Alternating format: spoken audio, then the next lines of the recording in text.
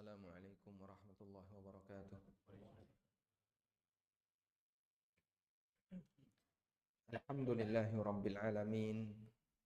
Wassalatu wassalamu ala asyrafil mursalin. Nabiyyina wa maulana Muhammadin wa ala alihi wa sahbihi ajma'in. Wa ashhadu an la ilaha illallah wahdahu la syarika lah. Wa ashhadu anna Muhammadan abduhu wa rasuluh. Sallallahu alaihi wa ala alihi wa sahbihi. Wa man tabi'ahum bi ihsanin ila yaumiddin. Alhamdulillah, puji syukur kita haturkan kehadirat Allah Azza wa Jalla. Di kesempatan pagi hari ini, Allah berikan kita kemudahan untuk melakukan berbagai macam ketaatan dan ibadah kepada Allah. Kita mengawali pagi kita dengan beribadah kepadanya. Semoga Allah menjadikan hari-hari kita sebagai hari yang diberkahi oleh Allah Ta'ala. Allah memberikan perbandingan bagaimana yang terjadi antara orang mukmin dengan ahli maksiat, terutama hamba-hambanya yang kafir. Allah menyebutkan di surat Al-An'am, "Wa huwal ladzi yatawaffakum bil-laili wa ya'lamu ma jarahtum bin-nahar, thumma yab'atsukum fihi liyuqda ila ajalin musamma. Wa huwal ladzi yatawaffakum bil-laili." Dialah zat yang mewafatkan kalian di waktu malam.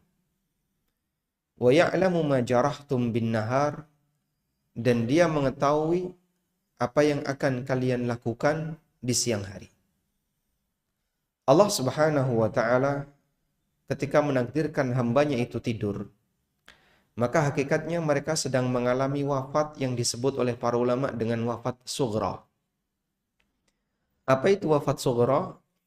Wafat sughra artinya wafat kecil. Wafat di mana arwah itu ditahan oleh Allah sementara dan nanti akan dikembalikan oleh Allah.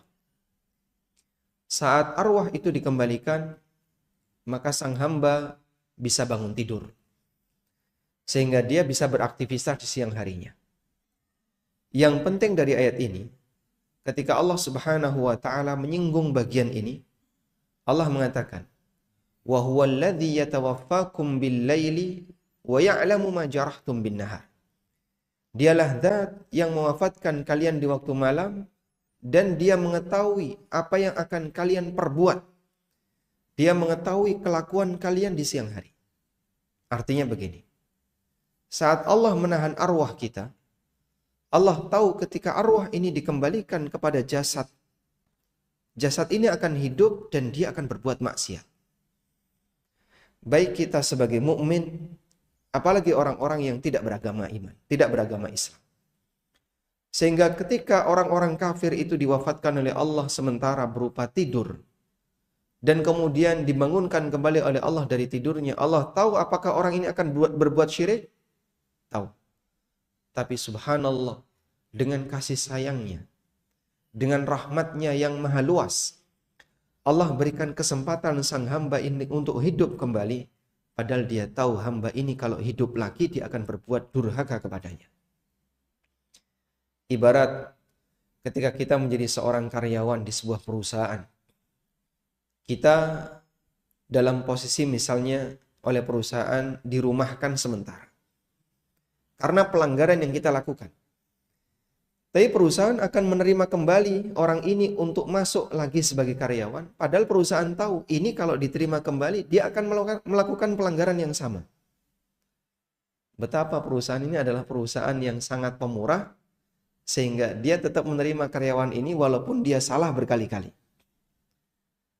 Namun ini mungkin tidak terjadi pada dunia manusia. Tapi Allah Subhanahu wa ta'ala dengan pemurahnya, walutfihi ala ibadihi, dan kasih sayangnya kepada para hambanya. Meskipun Allah tahu di siang ini bapak ibu dan kita semua pasti akan berbuat durhaka dan maksiat, tapi Allah Subhanahu wa ta'ala mengembalikan arwah kita sehingga kita bisa beraktivitas dan kita bisa melakukan berbagai macam kegiatan di siang hari ini. Sehingga ini menuntut kita untuk banyak istighfar dan mohon ampun kepadanya. Walaupun tadi malam kita diwafatkan oleh Allah, namun Allah hidupkan kembali kita dengan Allah kembalikan arwah kita, dan kita nanti akan berbuat durhaka kepadanya, maka kita banyak memohon ampun kepada Allah Subhanahu wa taala. Selanjutnya Bapak Ibu yang dimuliakan Allah Subhanahu wa taala, kita akan mempelajari tentang salat yang diajarkan oleh Nabi sallallahu alaihi wasallam. Sebagai muqaddimah bahwa Allah menghisap perbuatan yang kita lakukan lahir batin. Sebagaimana disebutkan dalam hadis riwayat Muslim, Nabi sallallahu alaihi wasallam bersabda, "Innallaha la yanzuru ila suwarikum wala ila ajsadikum, walakin yanzuru ila qulubikum wa a'malikum." Sesungguhnya Allah tidak melihat ke wajah kalian.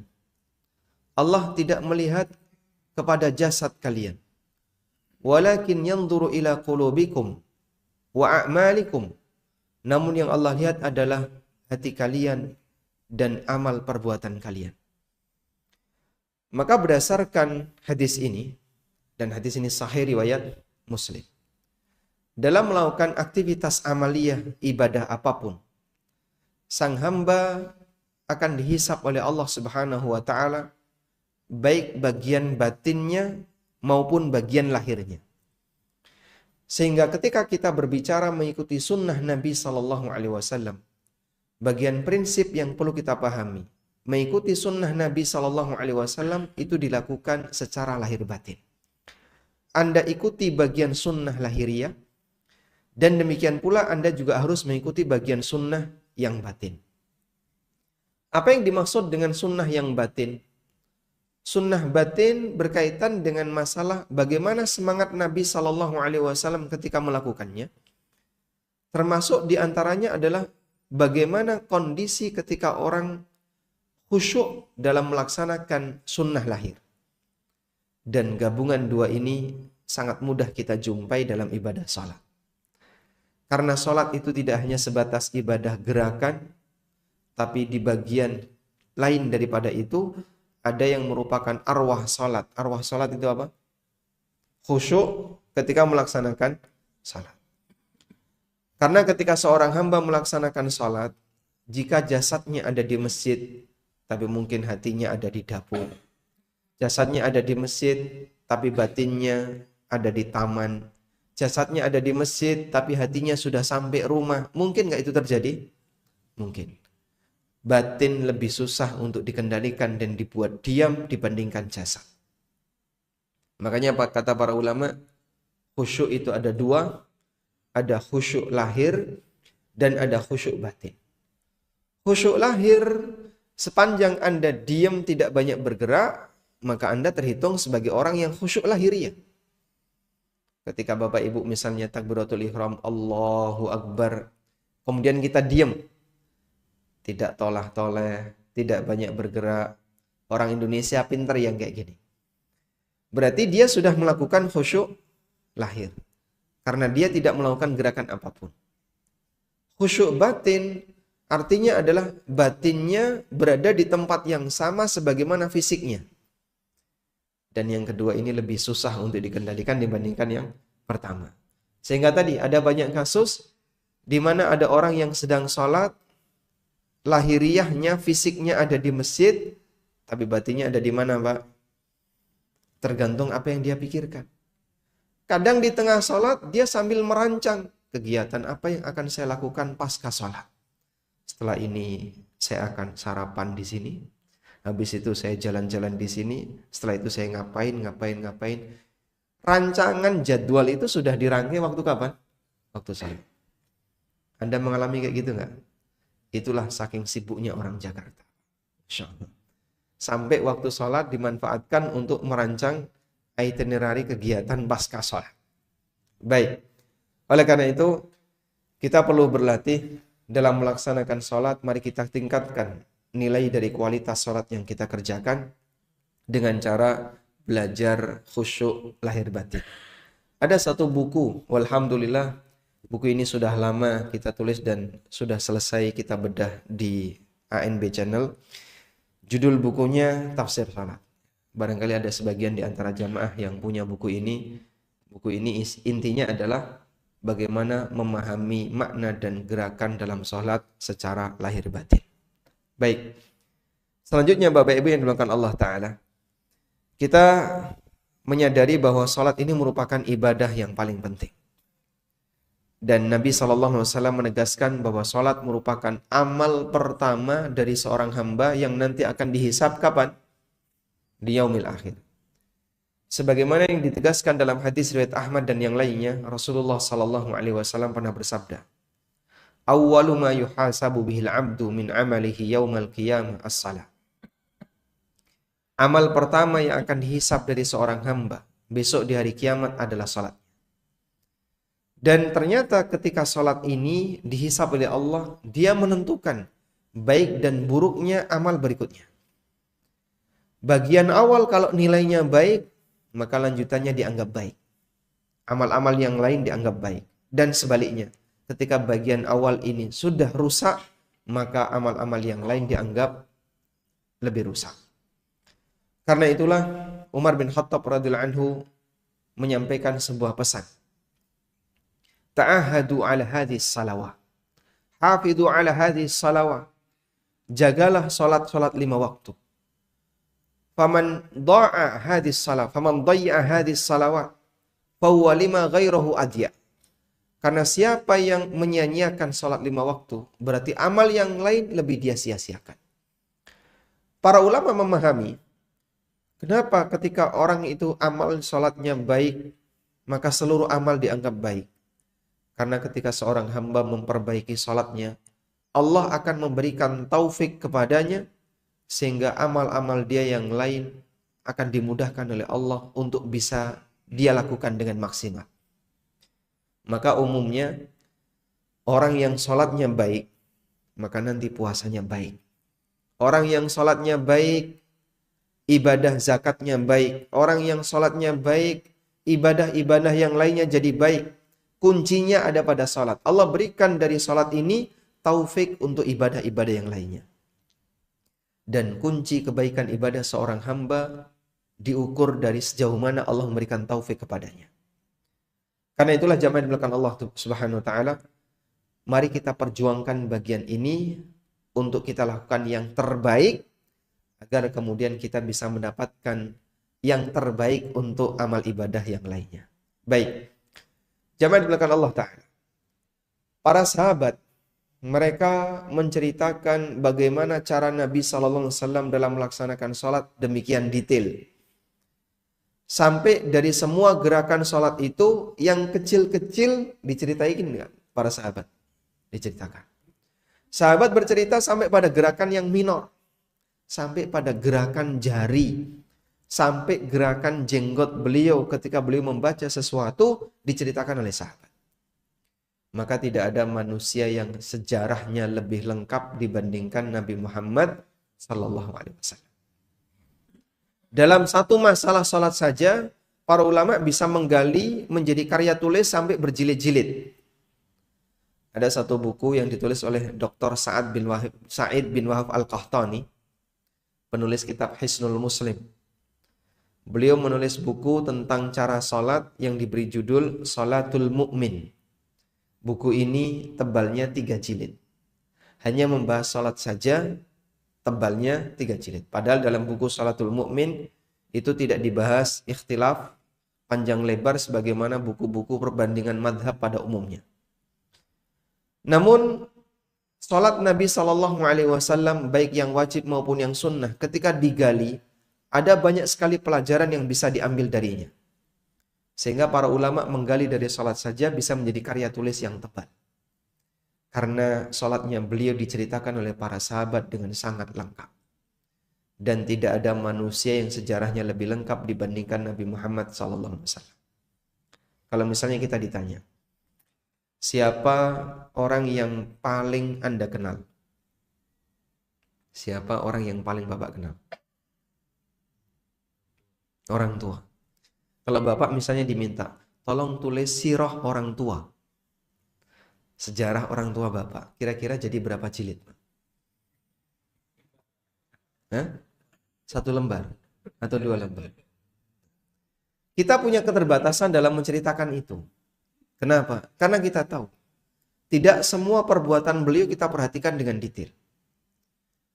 Kenapa perbuatan Nabi SAW diperhatikan oleh para sahabat dengan detail?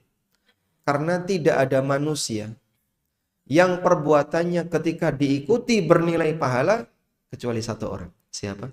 Rasulullah SAW.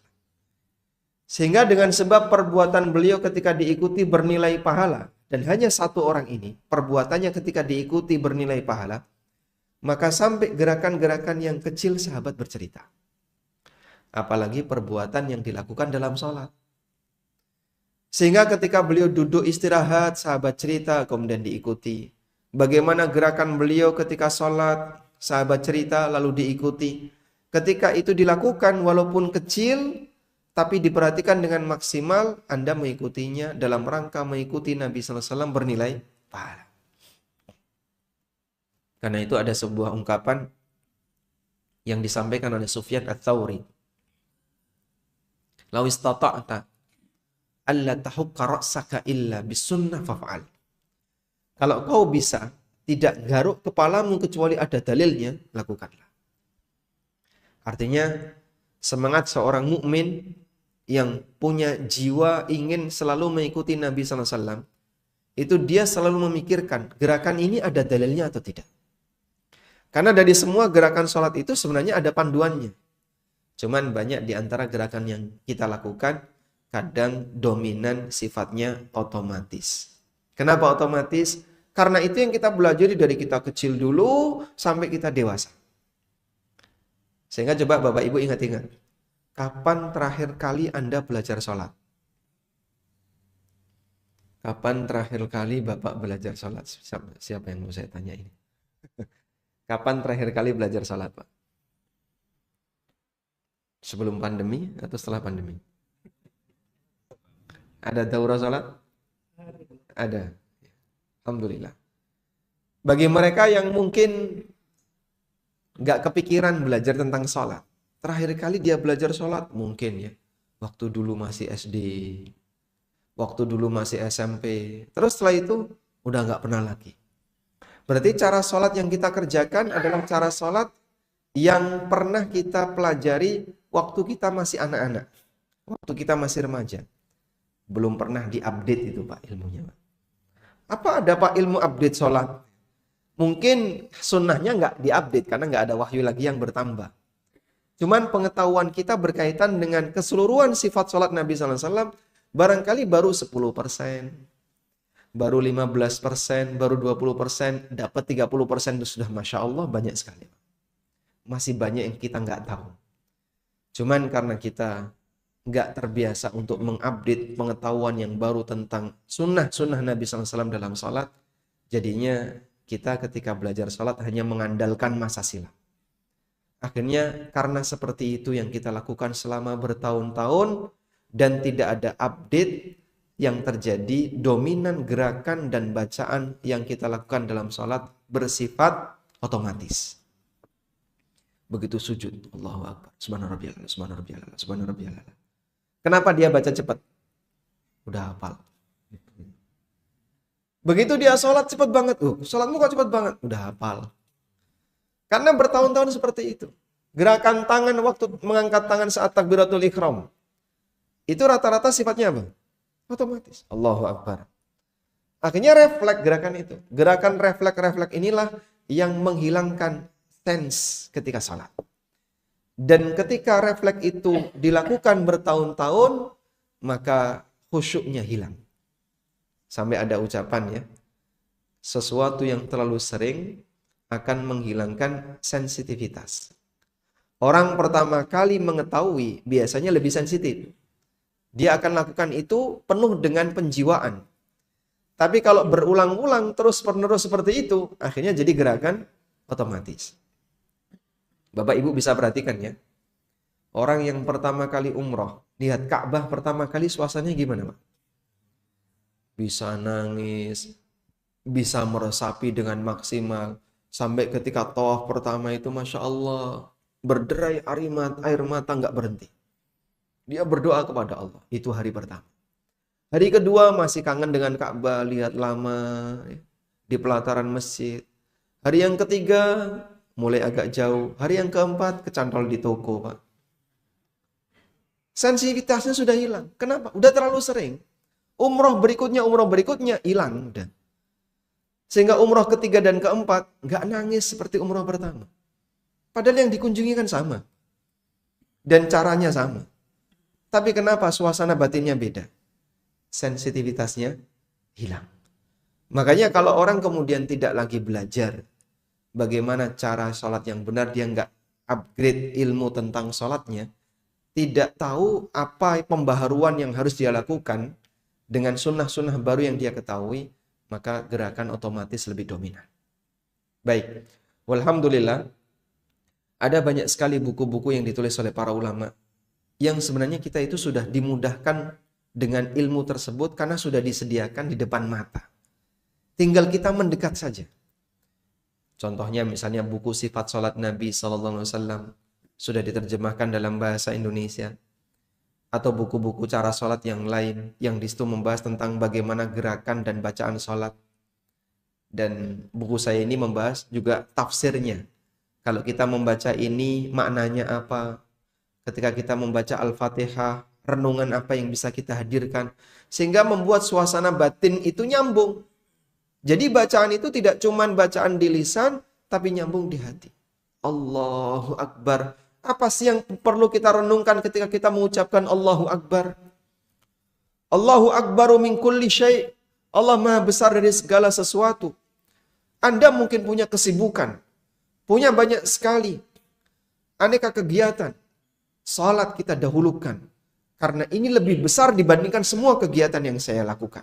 Walaupun itu peluang bisnis yang andaikan gagal mungkin rumah kita terjual. Tapi salatku lebih hebat, lebih besar dibandingkan semua harta yang aku kumpulkan. Perenungan seperti itu bisa jadi hadir bagi mereka yang punya semangat suasana batin nyambung antara bacaan lisan dengan kondisi hati. Dan seperti ini perlu untuk dilatih, Pak. Sering dipelajari berulang sehingga ada update ilmu dari apa yang kita lakukan ketika kita melakukan ibadah. Baik. Selanjutnya jamaah dimulakan Allah, dalam waktu yang singkat kita akan membahas sedikit tentang terutama ya gerakan-gerakan salat dan bacaan yang penting untuk ditekankan dalam salat. Dalam melakukan gerakan salat, pertama yang kita lakukan apa, Pak, sebelum melaksanakan salat? Wudu itu syarat ya. Baik, kita wudu, kita menutup aurat, kemudian kita menghadap kiblat, lalu memastikan tidak ada najis yang nempel. Baik, itu semuanya adalah syarat salat. Persiapan itu sudah kita lakukan sebelum salat. Sebelum menghadap Allah kita bersuci dulu. Suci dari najis dan suci dari hadas. Memakai pakaian yang baik, memakai parfum, dan seterusnya. Selanjutnya kita salat. Menghadap Allah dimulai dengan takbiratul ihram. Kenapa disebut takbiratul ihram? Ihram artinya yang mengharamkan. Sebab takbir ini menjadi batas. Begitu ini dilakukan, haram bagi kita untuk melakukan kegiatan apapun di luar salat. Nggak boleh ngobrol, nggak boleh makan, nggak boleh banyak gerak dan seterusnya. Itu diawali dengan apa? Takbiratul ihram. Maka Nabi SAW mengatakan, wa tahrimuha at-takbir. Yang mengharamkan daerah salat, batasan awalnya adalah takbir. Baik, takbiratul ihram itu yang mana sih? Kalimat Allahu Akbar. Kalau angkat tangan ini sifatnya sunnah. Anda ketika takbiratul ihram gak ngangkat tangan, Allahu Akbar. Ini Allahu Akbar, tidak ngangkat tangan. Anda takbiratul ihram gak ngangkat tangan, sah gak? Sah. Tapi ketika diiringi dengan sunnah, itu lebih baik. Mengangkat tangannya seberapa? Bisa setinggi pundak, bisa setinggi telinga. Telapak tangan dihadapkan ke arah kiblat, jangan digenggam, dan jangan saling berhadapan-hadapan. Gerakan refleks yang sering terjadi. Allahu Akbar. Allahu Akbar. Coba Pak, sesekali ada CCTV nggak ini? Nah, ada? Di dalam ada? Di dalam ya? Oh, dari belakang. Yang dari depan ada? Ada mungkin ya. Kalau Bapak ingin lihat evaluasi untuk sholat pribadi kita ya. Anda tonton CCTV. Coba takbiratul ihram saya gimana? Oh, kenapa dia seperti itu? Mungkin nggak kepikiran. Sehingga saat dia melakukan gerakan angkat tangan, refleks. Padahal ketika dia refleks, akhirnya tidak sempurna. Hadapkan telapak tangan kita ke arah kiblat, jari tidak terlalu direnggangkan, tidak ditekuk, tapi rapat biasa, hadap menghadap. Kemudian dihadapkan ke arah kiblat. Baik, bisa setinggi pundak, bisa setinggi telinga, karena dua-duanya sunnah Nabi SAW. Tapi jangan digabungkan. Allahu Akbar. Kalau kayak gini, nggak boleh ya. Sehingga silahkan amalkan gantian, jangan digabungkan. Baik. Selanjutnya setelah takbiratul ihram kita ngapain? Kita ngapain? Posisi tangan sedekap. Dalam sedekap, tangan kanan di atas tangan kiri.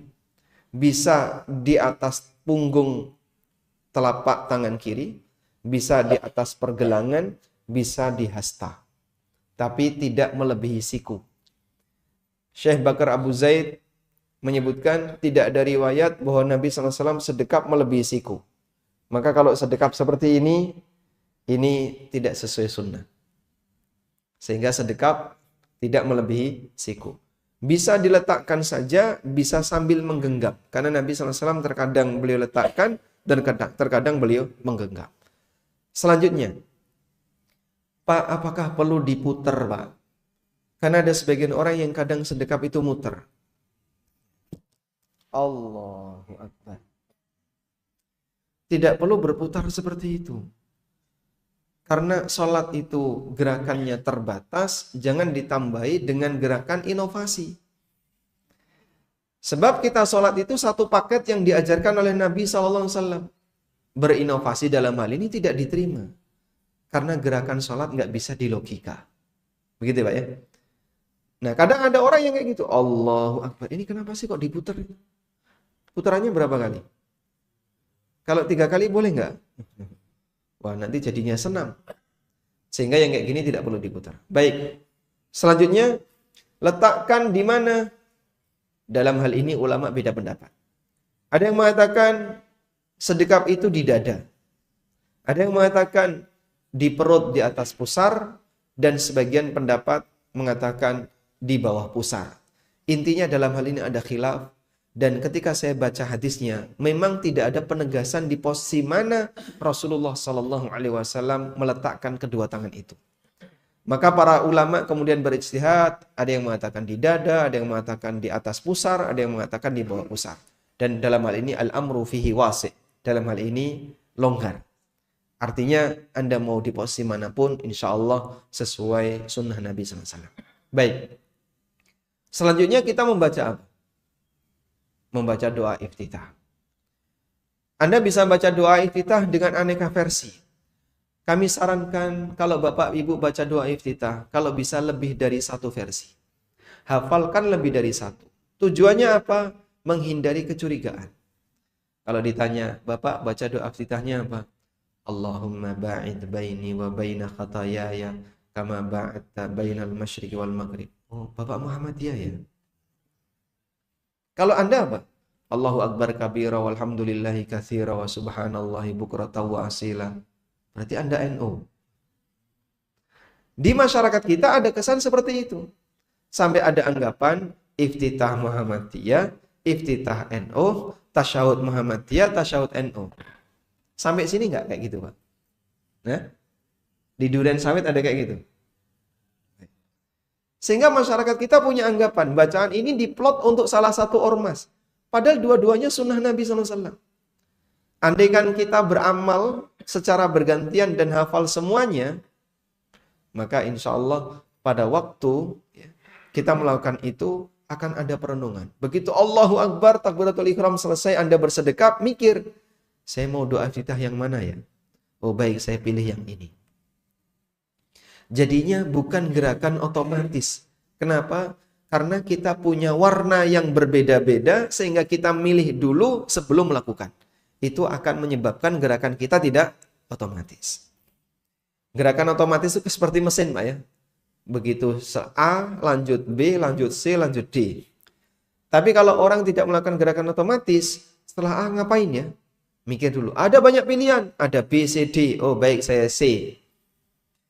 Ketika Anda punya banyak pilihan doa, maka yang Anda lakukan tidak akan melakukan gerakan otomatis. Anda akan terus berpikir. Dan itulah poin-poin khusyuk dalam sholat. Baik, maka saya sarankan Bapak Ibu kalau bisa hafal lebih dari satu doa iftitah. Berapa doa iftitah yang dihafal, Pak? Satu. Nanti di-upgrade ya, Pak. Kalau bisa lebih dari satu. Baik. Selesai kita membaca doa iftitah, baca apa? Ta'awudz, kemudian basmalah. Lalu membaca Al-Fatihah. Nah, kalau Al-Fatihah nggak ada pilihan ya. Cuman satu. Pak, saya mau Al-Fatihah versi yang berbeda. Ya batal sholatmu. Karena Al-Fatihah hanya ada satu versi.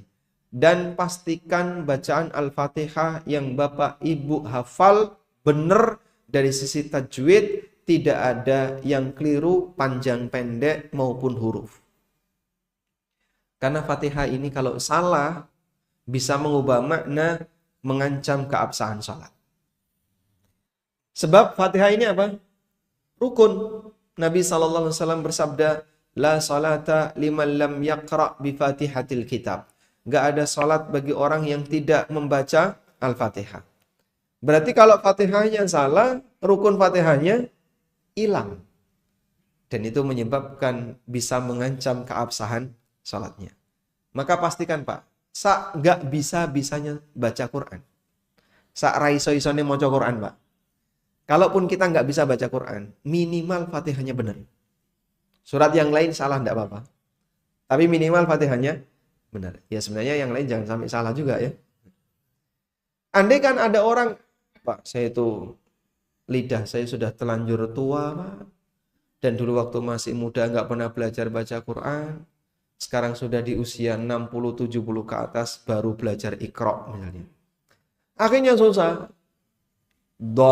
Susah sekali itu Masya Allah. Ketika kita mengucapkan siratal ladzina, apalagi yang namanya lidah itu dipengaruhi aroma daerah. Jawa misalnya. Jadi apa? Nah. Siapa bilang orang Sunda nggak bisa ngomong Pak? Fitnah. Ya. Sehingga pada waktu dia membaca huruf-huruf seperti ini, akhirnya dia kebentur dengan aroma daerah. Pa jadi pa, a jadi nga, nanti za jadi ya. Orang Jogja itu kan za jadi ya jadi za ya. Sehingga baca idza zulzilatil ardu zilzalaha, saya dengar langsung imam orang asli Jogja, idza yulyilatil ardu yilyalaha. Za itu jadi ya. Zainal itu yainal. Baik. Nah aroma seperti ini kan harus hilang. Karena itu ngubah huruf. Nah kalau ngubah huruf gimana ya? Bisa ngubah makna. Maka jangan sampai ini dibiarkan. Paksa lisan kita untuk bisa membaca dengan tegas kalimat Arab sesuai dengan hurufnya. Jangan sampai keliru. Kalau Anda ngobrol sehari-hari salah huruf nggak apa-apa ya. Tapi kalau kemudian kita bicara atau kita membaca Quran, maka salah huruf itu bisa mengubah makna. Dan ada banyak contoh ketika huruf itu berubah, maka maknanya berubah. Waladhdallin itu kalimat yang paling susah untuk diucapkan. Ghairil maghdubi alaihim waladhdallin. Ujian bagi orang tua yang sudah lama nggak belajar Quran untuk mengucapkan itu dengan benar. Maka tolong dipastikan Pak, meskipun mohon maaf ya saya kan sudah senior, masa harus belajar sama yang terlalu junior. Tawadukkan diri kita di hadapan ilmu. Sesekali Pak, saya tawaduk di hadapan ilmu, tawaduk di hadapan Al-Quran, nggak apa-apa meskipun sudah senior. Tapi kalau memang nggak bisa ya ngaku nggak bisa, lalu sampaikan kepada junior, tolong dong Quran saya dibenerin. Setoran Pak, setoran ke takmir atau siapa yang di sini yang ngajar tahsin, Anda setoran. Al-Fatihah saya sudah benar belum? Kalau sudah dipastikan dan dapat lisensi dari mereka yang paham tajwid, Pak, insya Allah Fatihah Bapak sudah selamat. Bapak sekarang sudah boleh jadi imam. Alhamdulillah. Karena Fatihahnya udah benar. Sampai para ulama menyebutkan, baik dalam mazhab Syafi'i maupun dalam mazhab Hambali, apabila ada orang jadi imam, bacaan Fatihahnya belepotan, maka makmum yang Fatihahnya benar batal sholatnya. Anda ketemu imam ketika sholat di bandara, sholat di stasiun, itu kadang ketika saya sholat di situ, kok imamnya nggak kita kenal, kan kadang kita deg-degan. Jangan-jangan nanti Fatihahnya salah. Nah, ketika dia jadi imam kok Fatihahnya salah, berubah huruf, panjang pendeknya berubah, dan seterusnya, bisa mengubah makna, maka makmum di belakangnya yang bisa baca Fatihah dengan benar, sholatnya salah, sholatnya batal, wajib diulang. Saya pernah ketemu dengan khatib yang bacaan Fatihahnya salah. Nah, kalau khatib kan biasanya turun mimbar jadi imam. Nggak mungkin Jumatan kok pindah masjid, itu nggak mungkin. Maka terpaksa harus tetap berada di masjid itu. Ini kalau bacaan Fatihahnya salah, saya pindah masjid. Wah, keluar masjid, pindah masjid, sudah selesai Jumatan di sana.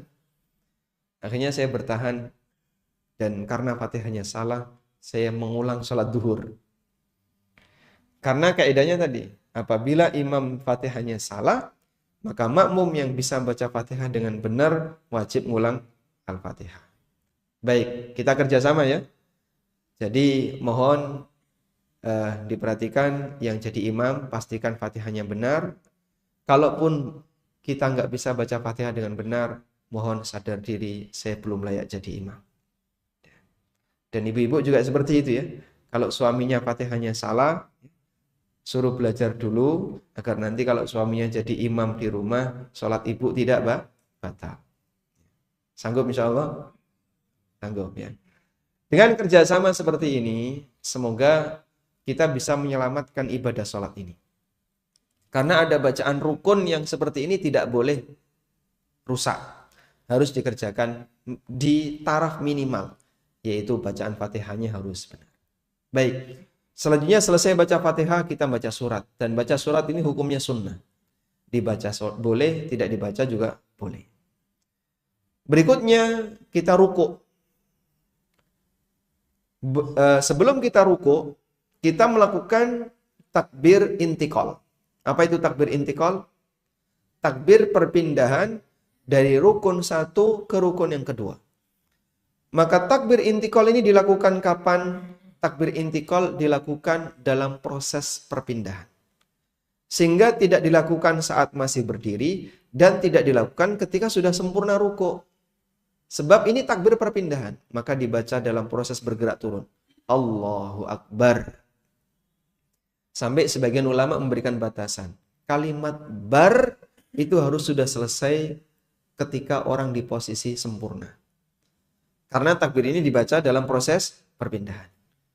Kadang kita jumpai ada sebagian imam yang rukuk sempurna dulu baru mengucapkan Allahu Akbar. Alasan dia, Pak, karena kalau saya takbir intikalnya dalam proses bergerak, itu nanti ada makmum yang mendahului saya. Kalau begitu kasih edukasi bagi makmum. Makmum tolong jangan bergerak sebelum kalian mendengarkan kata bar.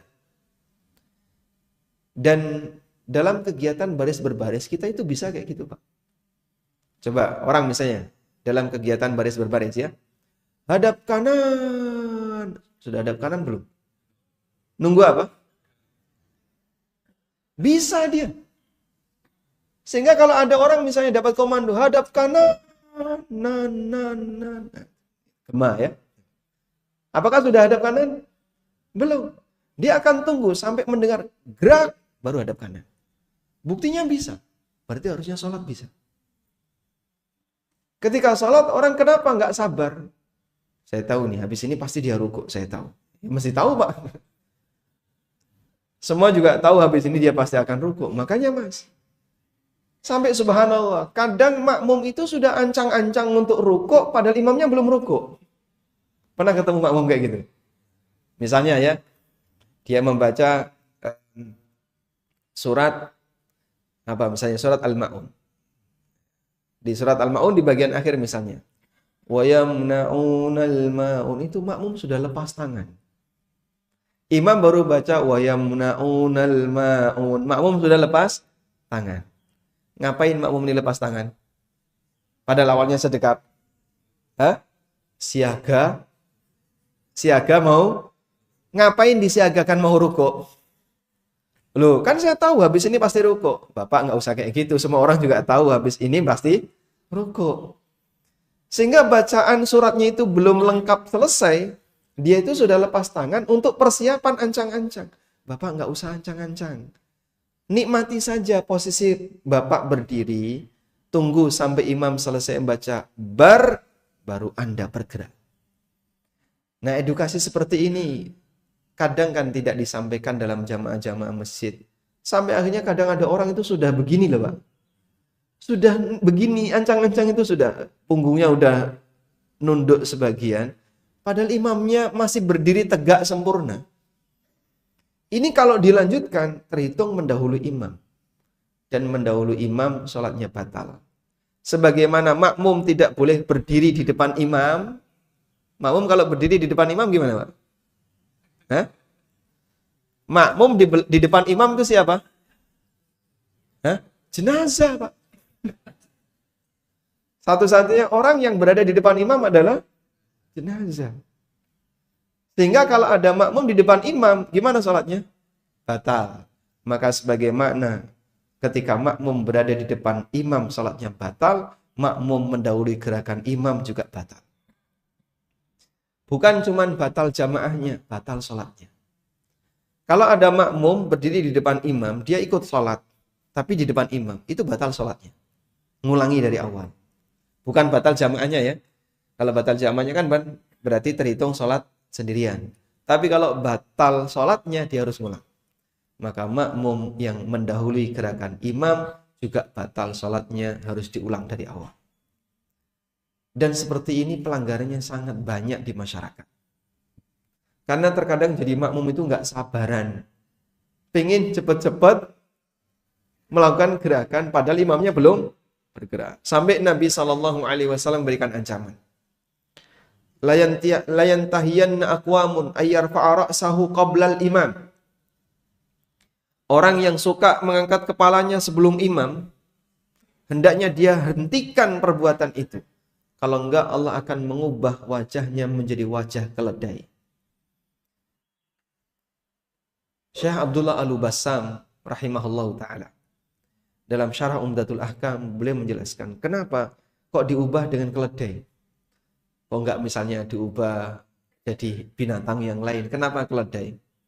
Karena keledai itu lambang kebodohan. Keledai adalah lambang kebodohan. Sehingga orang ini diubah wajahnya seperti keledai sebab lambang kebodohan bagi masyarakat Arab itu keledai. Maka makmum ini dianggap sebagai orang bodoh. Bagaimana mungkin dia mendahului imam? Kan nggak mungkin dia salam sebelum imam. Pak, saya nanti akan mendahului imam ya. Saya akan salam sebelum imam. Monggo, kalau Anda salam sebelum imam, ulangi sholatmu di rumah. Karena mendahului imam hukumnya apa? Batal. Baik. Dalam posisi ruko yang sempurna itu gimana? Telapak tangan mencengkram lutut. Punggung lurus. Sampai digambarkan oleh Nabi SAW, andaikan punggung beliau itu ditaruh air di atasnya, maka air itu tidak akan tumpah. Karena punggungnya lurus. Kok bisa, Pak? Kayak gimana gambarannya? Coba volunteer yang ruko. Ada siapa yang volunteer ruko? Bapak mau ruko? Siapa? Oh, Pak Permadi ya. Baik. Punggung lurus ketika ruko. Telapak tangan mencengkram lutut.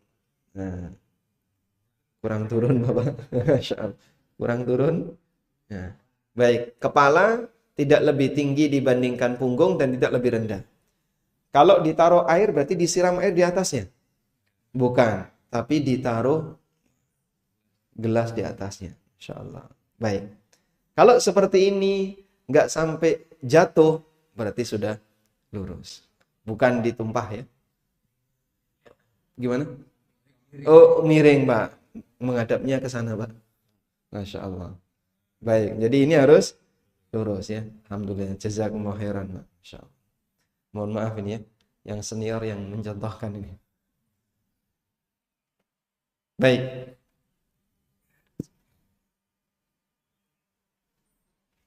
Selanjutnya, selesai rukuk ngapain? Membaca doa rukuk. Begitu rukuk sempurna, baca doa rukuk. Perhatikan, doa itu dibaca setelah kita sempurna melakukan gerakan. Doa rukuk dibaca ketika kita sempurna rukuk. Doa sujud dibaca ketika kita sempurna sujud. Doa i'tidal juga seperti itu. Karena pelanggaran yang sering terjadi, doa itu dibaca dalam proses gerakan. Misalnya ya, orang sujud. Saat dia turun sujud, Allahu Akbar. Begitu dia belum nyentuhkan muka di tanah, subhanarabbiyallah, subhanarabbiyallah, subhanarabbiyallah. Langsung naik. Subhanarabbiyal a'la dia baca 3 kali, itu dalam proses ketika bergerak. Pelanggaran ini banyak. Makanya doa itu dibaca setelah kita sempurna bergerak. Sempurna dulu baru baca subhana rabbiyal a'la, subhana rabbiyal a'la. Begitu. Baik, selanjutnya i'tidal. Sami'allahu liman hamidah. Kembali kepada posisi punggung lurus seperti sebelumnya. Yang dikatakan oleh Nabi SAW, hatta tarji'a kullal idham ila mafasilihi. Sampai seluruh tulang-tulang itu kembali ke posisi sebelumnya. Tulang-tulang kembali ke posisi sebelumnya, artinya dia berdiri tegak sempurna. Kalau masih seperti ini, nggak boleh. Kadang ada orang yang ketika i'tidal, itu nanggung. I'tidal sami Allahu liman hamidah, itu masih kayak gini, Pak. Terus turun. Loh kenapa kayak gitu, Pak? Loh kan kita mau turun sujud, jangan tinggi-tinggi, Pak. Hemat biaya. Kalau Bapak melakukan kayak gini, bisa batal sholatnya. Karena tidak terhitung i'tidal. Dan i'tidal itu harus dilakukan dalam posisi hatta ta'tadila qa'iman, sampai kau tegak sempurna. Dan tahan, jangan bergerak sampai tegak sempurna. Kemudian tahan sesaat. Lalu baca Rabbana walakal hamdu atau Allahumma Rabbana walakal hamdu. Ada 4 versi bacaan yang mirip. Rabbana lakal hamdu, Rabbana walakal hamdu. Bedanya apa? Ada wa. Allahumma Rabbana lakal hamdu, Allahumma Rabbana walakal hamdu. Dan semuanya berdasarkan hadis sahih. Sehingga Bapak bisa amalkan secara bergantian, kadang versi A, versi B, dan seterusnya. Itu akan membuat bacaan kita penuh dengan perenungan. Sudah? Dan pastikan dalam gerakan seperti ini untuk tumak nina. Tumak nina itu apa sih? Tahan sejenak sampai selesai membaca dengan sempurna. Sehingga jangan terlalu cepat. Kalau cuma nutul, ini senam sholat. Bukan ibadah sholat. Dan kadang ada orang yang cuma nutul, bangkit, berdiri, nutul langsung turun. Dia nggak sabar ketika sholat. Nikmati sholat itu. Maka sholat harus tumak nina. Ada seorang sahabat masuk masjid, lalu memberi salam kepada Nabi SAW, dia sholat 2 rakaat. Selesai sholat, dia datang kepada Nabi SAW. Kemudian Nabi SAW mengatakan kepada sahabat ini, Salli, irji fasalli fa innaka lam tusalli. Ulangi sholatmu, karena tadi sholatmu batal. Itu diulang sampai 3 kali. Lalu sahabat ini mengatakan, Ya Rasulullah, la uhsinu ghaira dzak, fa'allimni. Ya Rasulullah, aku tidak bisa sholat yang lebih baik daripada ini. Tolong ajari aku. Subhanallah. Sehingga sampai sahabat itu ketika disalahkan berkali-kali, mereka tidak protes. Ketika mereka tidak protes, mereka minta kepada Nabi SAW, tolong ajari aku. Akhirnya diajari oleh Nabi SAW bagaimana cara sholat minimalis yang andaikan turun dari standar itu batal. Hadis ini disebut dengan hadis al-musi fi salatihi. Hadis standar dalam masalah fikih salat. Ternyata penyakit orang ini adalah tidak tumak nina. Mereka ketika sholat, terutama sholat sunnah. Kalau sholat wajib kan ngikuti imam ya. Ketika sholat sunnah, itu cuma nutul-nutul tadi. Allahu Akbar, Allahu Akbar, Allahu Akbar, sami'allahu liman hamidah, Allahu Akbar. Apalagi kalau tarawih ngejar target. 21 rakaat, 7 menit peletas. 21 rakaat hanya cukup 7 menit.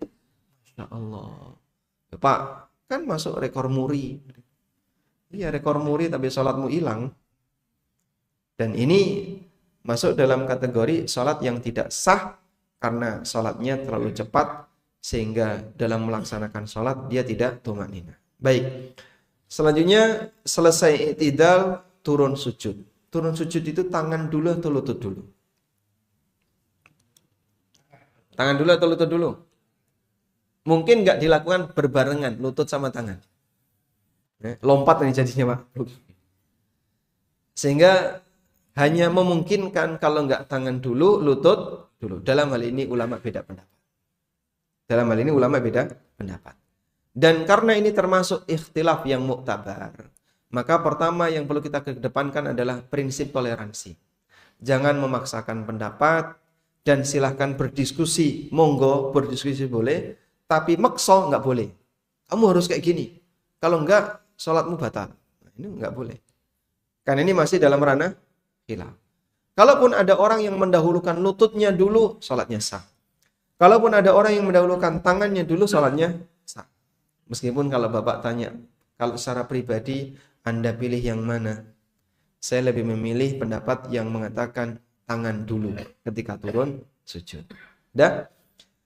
Turun sujud tangan dulu, selanjutnya tangan itu dipindah dan dibuat melebar, bisa sejajar pundak, bisa sejajar telinga. Lalu antara lambung dengan paha tidak ditempelkan, tapi agak dijauhkan. Nabi SAW ketika sujud sampai digambarkan oleh para sahabat, beliau menjauhkan lambung dan perut, dan tangannya dibentangkan sampai ketika anak kambing itu masuk di lubang tangannya, ini bisa. Berarti dilakukan secara membentang. Nah, terus kalau sholat jamaah gimana Pak? Ya ini hanya berlaku bagi imam dan sholat sendirian. Kalau Anda berjamaah yang softnya rapat, tentu saja nggak pakai kayak gini. Ada kaidah tambahan. Tidak melebihi dari wilayah lebar pundak, tapi siku jangan ditaruh di tanah, sehingga tetap harus diangkat. Meskipun tidak melebihi pundak, sehingga tidak ganggu kanan dan kirinya. Namun siku jangan ditaruh di bawah. Siku harus diangkat. Anda angkat siku. Sebab Nabi SAW melarang orang yang sujud meletakkan sikunya di lantai. Karena kalau itu dilakukan sama sebagaimana cara binatang ketika duduk, dan itu dilarang. Sudah? Baik, ada volunteer yang contoh sujud, coba contoh sujud. Di mana? Mau di sini atau di sini? Nah, silakan di sini. Sujud. Turun sujud. Allahu Akbar. Tangan dulu. Nah, baik. Kita coba pelajari mulai dari depan ya. Telapak tangan dirapatkan, jari-jarinya dirapatkan. Nah, kemudian sejajar dengan pundak, kurang ke depan. Baik, agak melebar. Lebar, Pak. Nah. Sudah? Menghadap ke arah kiblat ya. Jari-jari tangan menghadap ke arah kiblat. Jadi jangan dihadap-hadapkan kayak gini, tapi menghadap ke arah kiblat. Baik. Mohon maaf Pak, mungkin ini bisa dibentangkan lagi. Nah. Baik. Sudah? Kemudian dahi ditaruh di mana? Di tanah. Demikian pula hidung. Dua ini harus nempel. Jangan sampai hidungnya terangkat. Selanjutnya, paha dengan perut berjauhan. Seperti ini sudah benar ya? Nanti efeknya adalah antara paha dengan betis dia akan berjauhan. Jadi nggak nempel. Selanjutnya posisi kaki, tumit dirapatkan. Nah, seperti ini. Jari-jari kaki dihadapkan ke arah kiblat. Jadi dihadapkan ke arah kiblat berarti caranya gimana? Ditekuk. Maka jarinya ditekuk. Walhamdulillah, insya Allah seperti ini sudah bagus. Baik, mau berapa lama Pak?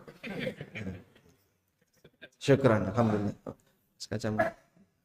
Nah, Jazakallahu khairan. Aisyah radhiyallahu anha menceritakan,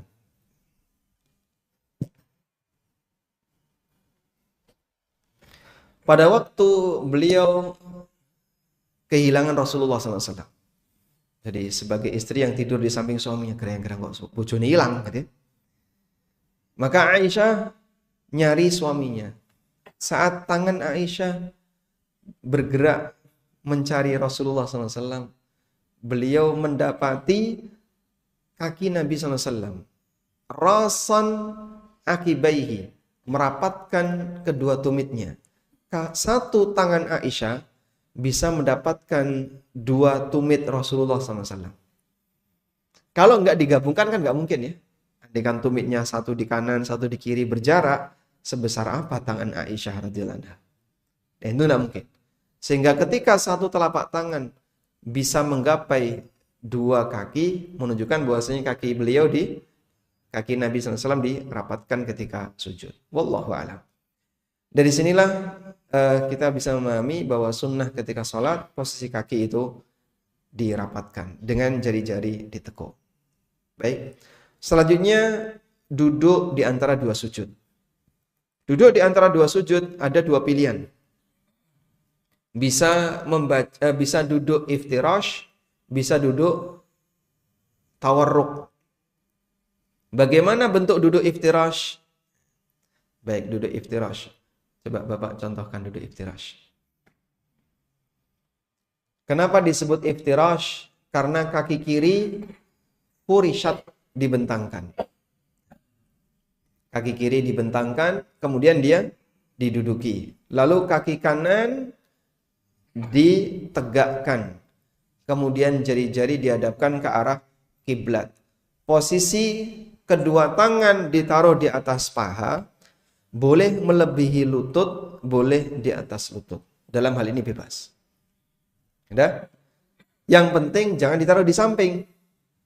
Sehingga kalau duduk iftirash, duduk di antara dua sujud, posisi tangan jangan ditaruh di samping. Saya pernah lihat ada orang yang ketika duduk iftirash, tangannya ditaruh di samping, bukan di atas paha. Baik. Selanjutnya duduk tawarruk. Duduk tawarruk, duduk ik'a yang benar ya. Duduk ik'a. Ketika duduk di antara dua sujud, cara yang kedua adalah duduk ik'a. Tumit dirapatkan. Tumit dirapatkan, kemudian diduduki. Seperti ini ya. Tumit dirapatkan, lalu diduduki. Ini namanya duduk apa? Ik'a. Bisa diucapkan? Ik'a. Hamzah, alif ya. Qaf, ain, kemudian hamzah, ik'a. Nah, posisi duduk ik'a itu yang kayak gini ya. Dan ini salah satu di antara cara duduk ketika duduk di antara dua sujud. Jadi ada dua cara, bisa tawarrush, bisa duduk iftirash, dan bisa duduk ik'a. Baik, alhamdulillah. Jazakumullah khairan.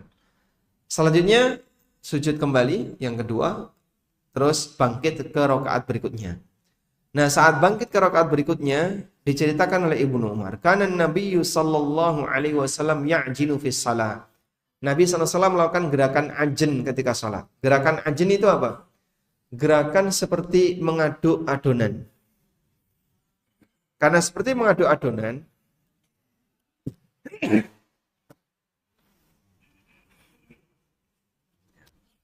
alhamdulillah. Yahdikumullah yuslih balakum. Karena seperti mengaduk adonan, maka gerakan ajin itu bertumpu pada dua tangan. Bisa seperti ini ya.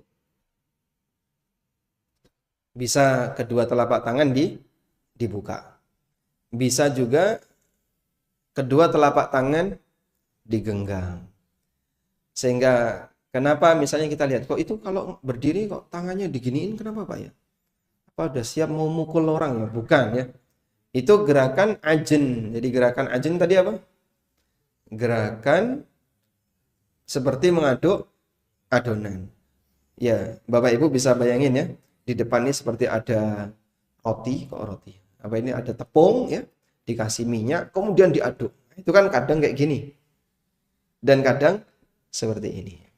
Maka gunakan kedua tangan untuk bertumpu ketika kita berdiri sebagaimana gerakan ajin, orang melakukan gerakan mengaduk adonan. Baik. Karena itu ketika bangkit ke rakaat berikutnya, yang dilakukan adalah bertumpu kepada kedua tangan, bukan bertumpu di lutut.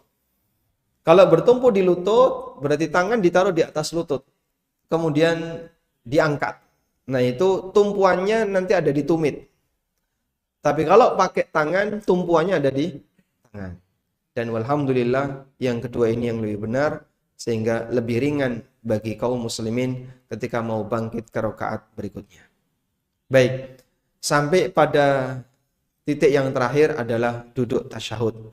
Duduk tasyahud akhir, jika kalau kita pakai mazhab Syafi'iyah, semua tasyahud akhir tawarruk. Baik sholat 1 rakaat, 2 rakaat, 3 rakaat, 4 rakaat, semuanya tawarruk. Selama tasyahud akhir tawarruk. Tapi kalau kita menggunakan pendekatan Hambali, apabila sholat itu hanya memiliki satu tasyahud, hanya punya satu tasyahud. Sholat yang punya satu tasyahud apa saja? Sholat 2 rakaat. Apalagi? Witir 1 rakaat. Atau witir 3 rakaat sekaligus. Maka untuk sholat yang hanya punya satu tasyahud, maka tasyahud akhirnya dengan iftirash. Tapi kalau punya 2 tasyahud, seperti apa yang sholat punya 2 tasyahud? Sholat 4 rakaat, sholat 3 rakaat, maka yang tasyahud awal iftirash, tasyahud akhir tawarruk. Setelah itu salam. Salam yang menjadi rukun, salam pertama. Salam kedua sunnah. Dan salam yang menjadi rukun adalah bacaannya. Assalamualaikum. Sedangkan noleh itu sunnah. Maka kalau salam nggak noleh gimana Pak? Salatnya sah. Anda tasyahud seperti ini. Assalamualaikum. Tapi tetap madep ke depan. Boleh. Namun kalau mau sunnah, kita noleh sampai pipi kelihatan dari belakang. Dan tidak perlu diikuti dengan gerakan badan. Assalamualaikum warahmatullahi wabarakatuh. Nah, ini jangan ya. Sehingga cukup muka saja, lalu posisi pipi sampai kelihatan dari arah belakang. Wallahu a'lam. Baik, demikian secara singkat yang bisa kita bahas untuk cara sholat. Semoga yang seperti ini bisa kita amalkan secara maksimal. Wassallallahu ala nabiyyina Muhammadin wa ala alihi wa sahbihi wasallam.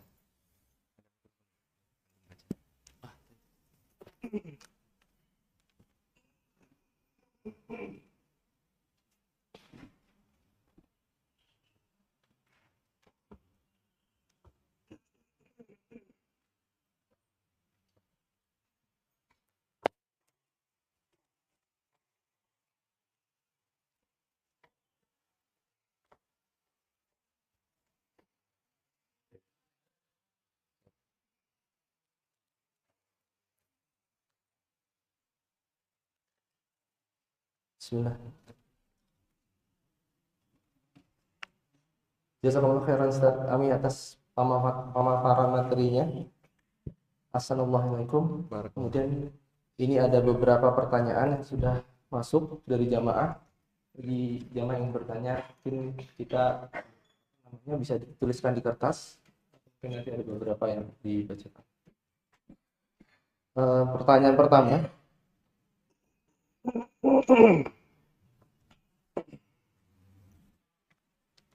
Assalamualaikum warahmatullahi wabarakatuh. Waalaikumsalam warahmatullahi wabarakatuh. Ustaz, ini ada pertanyaan. Untuk sholat sunnah rawatib lebih baik dilaksanakan di rumah atau di masjid, khususnya untuk sholat qobliyah subuh. Nabi SAW pernah menyebutkan, afdalu salatil mar'i fi baitihi ilal maktubah. Salat terbaik yang dilakukan oleh seseorang adalah salat yang dilakukan di rumahnya, kecuali salat wajib. Dan manfaat salat yang dilakukan di rumah akan menjadi cahaya bagi penghuni rumah. Sehingga kalau rumah kita ingin jadi rumah yang baik, rumah yang nyaman untuk ditempati, maka berikan suasana ibadah dalam rumah kita dengan melaksanakan salat, yaitu salat sunnah, dan melaksanakan bacaan Quran dan ibadah yang lainnya. Namun ada pertimbangan begini. Kalau saya sholat sunnah di rumah, saya ketinggalan di masjid. Sehingga setiap kali sholat sunnah di rumah sampai masjid, ketinggalan 1 rakaat. Atau minimal nggak dapat shaf pertama. Atau faktor yang lain. Ya? Kalau ada seperti itu kondisinya, lebih baik mana? Saya berangkat sebelum subuh, sehingga sampai di masjid bisa dapat shaf pertama. Lalu saya yang kerjakan sholat sunnah di masjid untuk qobliyah subuh di masjid. Tapi saya tidak bisa qobliyah subuh di rumah. Namun saya bisa dapat shaf pertama, tidak ketinggalan imam dan seterusnya. Ataukah saya sholat di rumah, tapi nanti ketika sampai di masjid saya tidak bisa dapat shaf pertama, atau ketinggalan takbiratul ihram imam, bahkan kadang ketinggalan 1 rakaat. Mana yang lebih baik? Wallahu ta'ala alam, ada satu kaidah. Kaidah ini mengatakan ilhaqul far'i bi aslihi. Bahwa dalam menilai sesuatu, maka lihat ini cabang dari amal apa. Kalau itu cabang dari amal wajib, maka statusnya lebih tinggi dibandingkan cabang dari amal sunnah. Saya ulang ya. Apabila ada amalan yang merupakan cabang dari amal wajib berbenturan dengan amalan yang merupakan cabang dari amal sunnah, maka amalan yang menjadi cabang amal wajib lebih didahulukan daripada amal cabang sunnah. Contohnya kayak gini. Apabila kita sholat di rumah itu adalah kesempurnaan untuk pelaksanaan sholat sunnah. Sholat sunnah di rumah itu adalah kesempurnaan untuk pelaksanaan sholat sunnah. Sehingga anjuran sholat di rumah itu adalah turunan dari sholat sunnah. Dipahami ya? Sementara dapat takbiratul ihram imam, tidak ketinggalan dengan imam, dapat shaf yang pertama, itu kesempurnaan sholat wajib. Dipahami insyaallah? Baik. Berarti memperhatikan dapat shaf pertama, memperhatikan dapat takbiratul ihram, itu turunan dari sholat wajib. Sementara memperhatikan sholat di rumah itu turunan dari sholat sunnah. Maka turunan wajib lebih didahulukan daripada turunan sunnah. Sehingga dalam hal ini sebaiknya Anda kerjakan sholat sunnah itu di masjid agar tidak ketinggalan takbiratul ihram dan tidak ketinggalan imam. Bahkan bisa di shaf yang pertama. Wallahu a'lam. Assalamualaikum.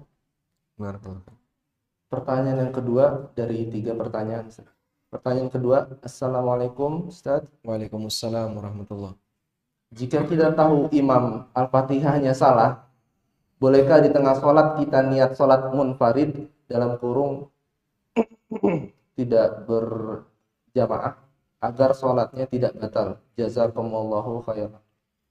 Jika kita qadarullah ketemu dengan imam yang bacaan Fatihahnya salah ya, bolehkah kita niat sholat munfarid? Jadi misalnya ketika kita sholat, kita kan baru tahu kualitas bacaan imam setelah dia membaca. Kalau di awal karena belum kenal, mungkin kita nggak tahu. Begitu keluar bacaannya, jadi kita tahu, oh kayak gini kualitas bacaan imam. Nah, masalahnya posisi Anda sudah takbiratul ihram dan sudah berlangsung beberapa detik, bahkan beberapa menit, mungkin nggak sampai semenit ya, sehingga Anda sudah berlangsung sekian sesi sholat. Nah, ketika sudah berlangsung sekian sesi, kemudian switch, yang awalnya sholat jamaah jadi sholat sendirian. Ini boleh nggak kayak gini? Karena dia pindah niat. Kalau sholat itu sholat muayyan, maka kaidahnya pindah niat nggak boleh. Sehingga yang boleh adalah mufarokoh. Mufaraqah itu berarti memisahkan diri dari jamaah dan kemudian diulangi dari awal. Cuman pertimbangan mufaraqah itu perlu melihat suasana. Kalau saya mufaraqah, meninggalkan jamaah, lepas dari jamaah, lalu sholat sendirian, nanti akan dituduh macam-macam oleh masyarakat. Mungkin bisa jadi dituduh, wah dia mengkafirkan imam, dia mengikuti aliran Khawarij, mungkin dia ini ISIS, atau mungkin dia Islam jamaah yang mengkafirkan selain kelompoknya. Wah, ada banyak macam-macam tuduhan. Padahal beliau ini yang wakaf masjid, kan mengkhawatirkan jadinya. Maka mungkin sebaiknya Anda bertahan saja dulu sampai sholat selesai, lalu setelah itu ngulangi. Sehingga dalam hal ini kita sholat 2 kali. Sholat pertama dalam rangka ta'liful qulub, agar tidak ganggu suasana persaudaraan dan persatuan. Sholat yang kedua, sholat yang kita lakukan untuk mengganti yang tadi, sebab tadi imamnya belepotan ketika membaca Al-Fatihah. Wallahu a'lam. Jazakumullah khairan Ustaz. Assalamualaikum. Barakallahu fiik. Pertanyaan yang ketiga. Assalamualaikum warahmatullahi wabarakatuh. Waalaikumsalam warahmatullahi wabarakatuh. Semoga Allah senantiasa memberikan keberkahan untuk Ustadz, Bu ANB dan pengurus DKM Masjid Rodotul Jannah. Amin. Ustadz, jika dalam sholat buang angin tanpa disertai kebelet, apakah sholatnya batal karena tidak ada suara dan atau tidak berbunyi? Baik. Ada sebuah hadis di mana seorang sahabat lapor kepada Nabi SAW. Ya Rasulullah, saya itu sering ada gangguan perut. Sehingga seolah-olah saya itu ngentut. Seolah-olah. Kemudian apa yang harus saya lakukan? Sahabat ini adalah sahabat yang punya penyakit was-was. Punya penyakit was-was itu seolah-olah dihantui dengan seperti ngentut. Kayaknya kok seolah-olah ngentut ya. Isinya cuman kayaknya. Jangan-jangan. Itu kalau penyakitnya bapak-bapak, seolah-olah ada yang netes. Ada orang yang sampai nangis Pak gara-gara masalah ini. Bingung dia, itu kok seolah-olah ada yang netes ya. Kemudian cek di kamar mandi, nanti dibersihkan lagi. Ya sampai basah semua. Celananya basah, sehingga dia sarungnya basah. Kadang untuk sekali sholat dia bisa bolak-balik ke kamar mandi. Ketika ruku, kayaknya kok ada yang netes. Nah, orang kalau punya penyakit seperti ini, jika dia bertanya, maka saya akan memberikan 3 indikasi. 1, orangnya masih muda. Dia nggak punya penyakit. 2, dia tidak punya catatan punya penyakit ekskresi, organ ekskresi. Yang ketiga, itu hanya terjadi ketika sholat. Maka bisa saya pastikan ini bukan penyakit netes yang asli, ini was-was setan. Saya sarankan kepada orang ini, coba kamu wudhu, setelah wudhu futsal. Netes nggak? Enggak. Setelah wudhu futsal dia nggak netes. Netes ketika kapan? Habis wudhu mau sholat, terasa netes. Habis wudhu futsal, padahal futsal dengan sholat lebih banyak gerakan mana Pak? Ini habis wudhu dia futsal, nggak ada perasaan apapun. Setan godanya waktu mau sholat. Dan itu bukti bahwasanya sebenarnya dia nggak punya masalah tersebut. Cuman dibuat seolah-olah. Kata kunci orang seperti ini cuma 1, jangan digubris. Tapi Pak, jangan digubris. Tapi selama kamu masih berarti belum sembuh. Berkali-kali orang itu tanya, tapi selama Bapak masih tanya belum sembuh. Tapi lagi. Pokoknya jangan tapi. Jangan digubris tanpa tapi. Sembuh sudah. Ya, baik. Sembuh dia.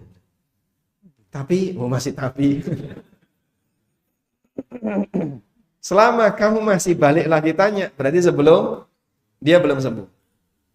Sudah, nggak usah digubris tanpa tapi. Anda wudhu, selesai wudhu, sholat. Kalau masih ada perasaan kayak gitu, nggak usah digubris. Nah, itu yang dimaksud jawaban Nabi SAW. Orang ini karena punya penyakit was-was, maka beliau diberi fatwa khusus untuk orang was-was. Dan fatwa itu tidak berlaku umum. Lalu beliau mengatakan, la tansarif hatta tajidarihan au tasma' sautan.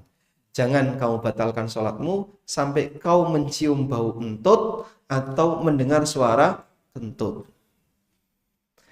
Ini fatwa berlaku untuk orang yang kena penyakit was-was. Tapi kalau orang yang nggak punya penyakit was-was, orangnya normal, sehingga ketika ngentut dia terasa dan dia bisa nahan. Artinya posisinya normal, bukan model orang yang kayaknya kok saya ngentut ya, bukan model seperti itu. Maka yang kayak gini walaupun kentutnya itu pakai peredam ya, dan tidak ada baunya karena di depannya ada kipas angin ya, kan dia nggak mencium, nggak tahu yang belakangan dia, sholatnya batal nggak? Batal. Abu Hurairah radhiyallahu anhu pernah menyampaikan hadis Nabi SAW. Barang siapa yang dia mengerjakan sholat fa'ahdath, kemudian dia mengalami hadas, maka sholatnya batal. Kemudian Abu Hurairah ditanya, ma huwal hadas, apa yang dimaksud dengan hadas? Lalu kata Abu Hurairah radhiyallahu anhu, fusaun au durat. Fusa atau durat. Jadi kentut dalam bahasa Arab itu ada dua macam ya. Yang pertama fusa. Fusa itu kentut yang tidak bersuara, itu namanya fusa. Yang kedua durat. Durat itu kentut yang bersuara, namanya durat. Jadi dua-duanya hadas yang bisa membatalkan sholat. Maka jangan gara-gara saya nggak dengar apapun, tapi ngentut nggak? Iya tadi terus gitu. Ya batal sholatnya, meskipun hanya seperti itu. Wallahu a'lam. Assalamualaikum. Kita silakan untuk bertanya langsung. Silakan. Ya, Waalaikumsalam warahmatullahi wabarakatuh. Assalamualaikum. Waalaikumsalam warahmatullahi wabarakatuh. Mengenai risiko apakah yang salah itu, bagaimana kita pada saat mengikuti sholat jamaah duhur dan asar, karena kan kita tidak tahu kualitas bacaan imam tersebut. Assalamualaikum. Baik. Kalau kita nggak kenal imam ya, misalnya Anda mampir di rest area atau misalnya mampir di satu tempat tertentu di masjid yang kita nggak kenal, sehingga kita nggak kenal imam. Lalu kita sholat duhur atau sholat asar berjamaah dengan imam yang tidak kita kenal. Nah kita kan nggak bisa menilai ini imam fatihahnya bagus atau tidak. Tidak mungkin kan sebelum dia maju, Pak store dulu fatihahnya Pak. Nah untuk seperti ini hukum asalnya sah, sepanjang gerakan imamnya benar. Sehingga walaupun kita nggak kenal, maka hukum asalnya sholat itu sah. Alhamdulillah, dan Anda tidak harus ngetes fatihahnya orang ini dan seterusnya. Wallahu a'lam. Tapi kalau sudah kenal ya, misalnya pernah sholat maghrib bersama beliau, dan fatihahnya rusak, maka Anda kalau diimami oleh beliau untuk sholat yang lain, nggak boleh ngikut. Nah, silakan. Assalamualaikum warahmatullahi wabarakatuh. Waalaikumsalam Kalau warahmatullahi untuk sholat-sholat wabarakatuh. yang kita lakukan dua, apakah di sholat yang keduanya tuh iftitah tetap kita baca atau tidak? Terus kedua, kalau kita jadi jamaah pada saat rakaat ketiga, dimana kalau imamnya baca fatihahnya lama, kita sudah selesai, apakah kita diam atau baca surat-surat lain juga? Itu aja. Assalamualaikum warahmatullahi wabarakatuh. Waalaikumsalam warahmatullahi wabarakatuh. Kalau kita apa tadi? Dua ya. Itu iftitahnya berulang atau cukup di depan saja? Wallahu a'lam. Salat dua-dua itu kan terpisah ya. Dua pertama dengan dua kedua terpisah nggak? Terpisah. Karena kita dua pertama selesai, kita keluarnya dengan salam. Masuk lagi salat dengan takbiratul ihram, keluar lagi salam. Terus seperti itu. Sehingga kita keluar masuk salat. Terpisah. Karena terpisah berarti salat satu dengan salat dua bacaannya sendiri-sendiri. Sehingga iftitah satu tidak berlaku untuk iftitah dua. Maka Bapak bisa ulang iftitah pertama, kedua, dan seterusnya. Yang kedua, apabila kita di rakaat ketiga atau keempat, imamnya bacaan Fatihahnya lama. Kok nggak ruku-ruku, padahal saya sudah selesai Fatihah. Apa yang harus dilakukan? Apakah ngulang Fatihah? Ataukah baca surat? Wallahu a'lam.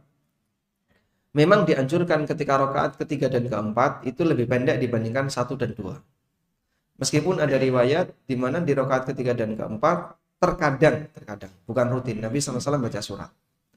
Maka dalam rangka mengisi kesempatan ini, silahkan Anda baca surat. Ada satu kaidah. Jangan jadikan waktu sholat Anda nganggur. Jangan jadikan waktu sholat Anda nganggur. Contohnya gimana? Sudah selesai tasyahud, bacaan tasyahud udah beres, komplit semua. Imamnya nggak salam-salam. Jangan bengong, Pak. Sayang itu. Terus ngapain? Doa. Anda baca doa. Nah, terus gimana Pak doanya? Ya doa setelah tasyahud akhir, sebelum salam, termasuk waktu yang mustajab. Bapak pengen doa apa? Saya banyak permohonan. Ya silakan dibaca. Karena ini termasuk di antara waktu yang mustajab. Baik. Atau ketika Anda sujud, saya sudah baca 3 kali kok imamnya nggak bangkit-bangkit Pak. Ngapain kita? Jangan diam Pak. Tambahkan. Subhana rabbiyal a'la. Tambahkan terus. Subhana rabbiyal a'la, subhana rabbiyal a'la. Sampai imamnya bangkit. Ketika Anda doa i'tidal, kita baca yang pendek. Rabbana lakal hamdu. Imamnya baca panjang. Rabbana walakal hamdu mil as-samawati wa mil al-ardi wa mil ama syi'ta min syai'in ba'du ahlus sana'i wal majdi ahaqqu ma qala al-'abdu wa kulluna laka 'abdun Allahumma la mani'a lima a'taita wa la mu'tiya lima mana'ta. Anda cuman bengong, sayang. Ini mumpung imamnya lagi baca panjang kita ngikuti imam. Sehingga jangan sampai ada waktu kosong yang tersia-siakan dalam sholat. Dalam posisi ketika imam belum selesai, makmum manfaatkan untuk membaca yang lain. Doa-doa yang lain. Begitu? Kalau hafalnya cuma 1 gimana Pak? Diulang. Rabbana lakal hamdu, Rabbana lakal hamdu, Rabbana lakal hamdu. Terus sampai imamnya sujud. Demikian pula dalam kesempatan yang lain. Misalnya sholat duhur atau asar. Rakaat pertama kan baca surat. Anda rakaat pertama selesai Fatihah baca qul huwallahu ahad. Selesai. Imamnya baca surat An-Naba. Bukan panjang itu. Terus gimana Pak? Anda ulangi qul hu lagi. Tapi kok belum beres-beres, ganti surat Al-Baqarah. Jadinya Anda bisa baca lebih panjang. Wallahu a'lam. Jadi satu mungkin dari ibu-ibu ada pertanyaan satu. Kalau tidak ada, bisa satu pertanyaan lagi kita masuk ke sisi. Yang mana ini yang mau dibeli? Yang kedua.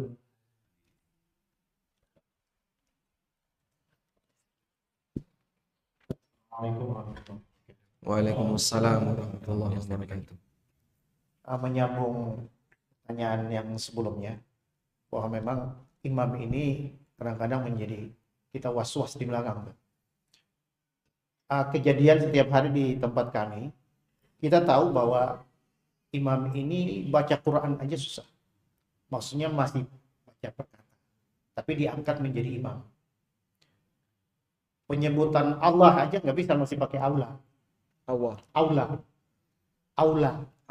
Iya. Allah jadi aula. Aula. Masya Allah. Jauh sekali. Itu tapi diangkat oleh DKM untuk menjadi imam rawatib. Dan disebutkan bahwa imam duhur, asar, si fulan, dan si fulan.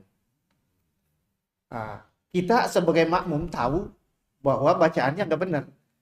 Begitu kita datang, kadang-kadang kan imam ada 3 sampai 4 di tempat kita itu. Cuma kita nggak tahu imam yang mana. Pas waktu kita datang sholat, imam yang mana.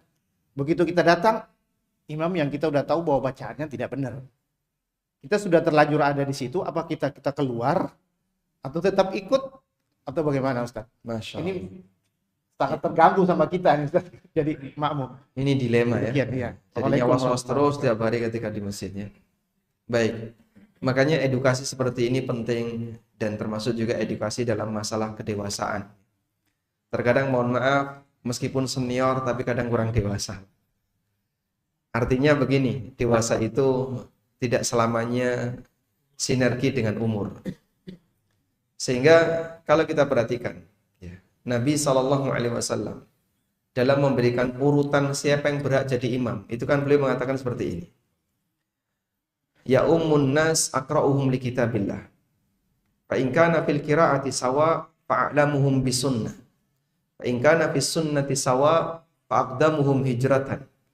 Fa in kana fil hijrati sawa fa'aqdamuhum islaman. Fa in kana fil islami sawa fa'aqdamuhum sinnan. Kata Nabi SAW, yang paling berat jadi imam adalah yang paling banyak bacaan Qur'annya, yang paling aqra', artinya bacaan Qur'annya bagus, hafalannya paling banyak. Kalau Qur'annya sama, maka yang paling paham sunnah. Kalau kemampuan sunnahnya sama, yang paling duluan hijrah. Hijrahnya sama, yang paling duluan masuk Islam. Kalau bareng masuk Islamnya, yang paling senior usia. Jadi usia ditaruh di paling ujung. Sehingga prioritas karena usia itu di posisi terakhir. Sebab apa? Yang namanya tua itu bukan prestasi. Betul nggak? Gini. Mohon maaf kalau saya salah ya. Baik. Tua itu perlu belajar nggak, Pak? Orang diam saja jadi tua nggak? Betul ya? Yang sudah punya pengalaman. Sehingga orang diam saja pasti dia akan tua. Nggak perlu belajar. Saya akan belajar untuk tua. Itu nggak perlu. Tapi untuk pintar baca Quran, baca Qurannya bagus, perlu belajar nggak? Diam saja, nggak pernah belajar bisa? Maka Nabi SAW ketika mengurutkan itu berdasarkan prestasi. Yang rajin belajar dia yang duluan. Pertama adalah Quran. Yang kedua sunnah. Berikutnya adalah masalah hijrah, duluan hijrah. Berikutnya adalah masalah duluan Islam. Baru yang terakhir, masalah usia. Sehingga posisi usia itu ditaruh di paling belakang. Nah kadang pertimbangan seperti ini perlu kita sampaikan kepada DKM. Ya mohon maaf ya. Kalau lidahnya semakin lanjut usia, lidah itu semakin lentur atau semakin kaku? Semakin kaku, makanya susah dipakai makan kan? Karena semakin kaku, dia baca huruf kadang ada yang gabung, ada yang hilang. Nah ini seharusnya perlu ada kebijaksanaan. Baik, kita pernah menyampaikan ya, orang kalau sudah post power syndrome, dia ketika mengalami post power syndrome itu ya, di perusahaan sudah nggak dipakai, ya, di kelurahan, di RT sudah nggak dipakai, yang jadi sasaran masjid. Kalau saya nggak jadi imam, saya nggak mau. Perlu belajar untuk tawadhu orang semacam ini. Wallahu a'lam. Mungkin yang bisa saya sarankan, jika was-was seperti itu terus, maka ya Bapak sholatnya jadinya di masjid terdekat yang lain ya. Daripada nanti terlibat dalam was-was. Wallahu a'lam. Silakan.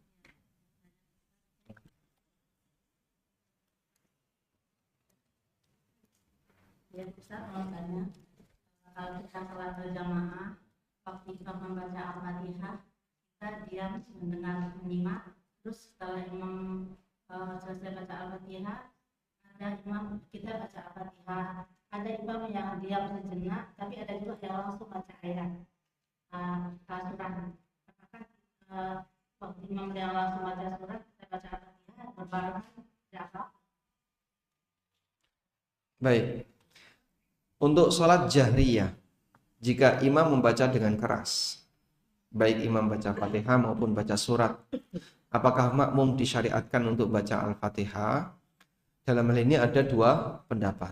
Jumhur mengatakan makmum baca Fatihah. Tapi pendapat sebagian ulama mengatakan makmum tidak perlu baca Fatihah. Kenapa? Karena ketika imam mengeraskan bacaan, berarti kan harus ada yang mendengarkan. Kalau imam bacaannya keras, sementara makmumnya sibuk baca sendiri-sendiri, terus siapa yang mendengarkan? Dan Allah Subhanahu wa taala berfirman, wa idza quri'al Qur'anu fastami'u lahu wa ansitu la'allakum turhamun. Apabila dibacakan Al-Qur'an, maka perhatikanlah dan diamlah agar kalian dirahmati. Oleh karena itu, pendapat yang lebih kuat, meskipun dalamnya ada dua pendapat ya. Pendapat yang lebih kuat untuk sholat jahriyah, di mana imam membaca dengan keras, maka makmum cukup mendengarkan dari awal sampai akhir. Kecuali ketika makmum diam di bagian awal, maka imam diam di bagian awal, makmum nanti membaca doa iftitah. Dan Anda bisa baca doa iftitah versi 1, 2 secukupnya sampai imam mengeraskan bacaan Fatihah. Wallahu a'lam. Kalau makmumnya tetap mau baca Fatihah, waktunya kapan? Waktunya setelah imam selesai Fatihah. Jadi saat imamnya baca surat, maka ibu bisa baca Fatihah sesuai dengan pendapat yang mengatakan makmum tetap baca Fatihah. Nah, gimana? Di masjid. Bagaimana kalau kita bisa menyarankan pengurus bahwa taruh imam yang ratib yang tetap, yang bahannya bagus. Nah, kalau bisa seperti itu bagus sekali. Asal Bapak bisa mengubah kebijakan DKM ya. Misalnya disogok berapa ya. Jadi disampaikan ke DKM. Ini dalam rangka untuk kemaslahatan bersama. Karena kan sholat ini bukan sholat pribadi dia. Di belakangnya ada banyak jamaah. Makmum-makmum ini berkepentingan. Sampaikan tentang ada satu video di ANB Channel tentang imam yang salah bacaan Fatihahnya, makmum batal. Dan saya sampaikan itu pendapat Syafi'iyah, pendapat Hambali. Kayaknya ada tulisannya itu. Pernyataan-pernyataan dan keterangan mereka. Mungkin bisa ditunjukkan. Coba kita perhatikan video ini. Mari kita pelajari dengan seksama. Semoga diterima. Ya. Karena kan kita ngikuti ulama ketika kita beramal ya. Dan penjelasan mereka demikian tegas. Agar nanti jadi bahan evaluasi. Nah, masalahnya mungkin akan menimbulkan ketegangan ya. Jadinya yang dilengsarkan tadi bisa jadi pindah partai nanti. Itu yang bahaya. Wallahu a'lam. Assalamualaikum. Sesi berikutnya kita masuk kuis. Kuis. Baik. Pertanyaan yang pertama. Ini masjid apa namanya? Raudatul Jannah. Raudatul Jannah. Baik. Ketua Takmir Raudatul Jannah angkat tangan. Oh baik, dapat hadiah langsung. Alhamdulillah. Barakallahu fiikum, Pak. Syukran insyaallah. Ya. Gampang ya pertanyaannya ya. Hah? Oh, DKM ya. Nah. Sekretaris Takmir angkat tangan. Sekretaris Takmir sebelah mana? Oh, Masya Allah. Hah? Oh, boleh, baik. Bendahara Takmir. Ada bendahara? Nggak hadir. Alhamdulillah. Baik, dapat hadiah. Masya Allah. Menantunya Takmir ada nggak? Nepotisme semua ya. Menantunya Takmir. Pertanyaannya sekarang. Silakan Pak. Oke, barakallahu fiik. Pertanyaannya ya. Sebutkan 3 syarat sholat. Untuk jamaah ada. Sebutkan 3 syarat sholat. 3. Angkat tangan dulu. Nah, baik. 1. Niat, takbir, tumakninah. Keliru ya? Keliru. Ada yang lain? Baik, Ibu. Wudu. Apa? Suci dari hadas. Menghadap kiblat. Masya Allah, dapat hadiah. Baik. Pertanyaan berikutnya.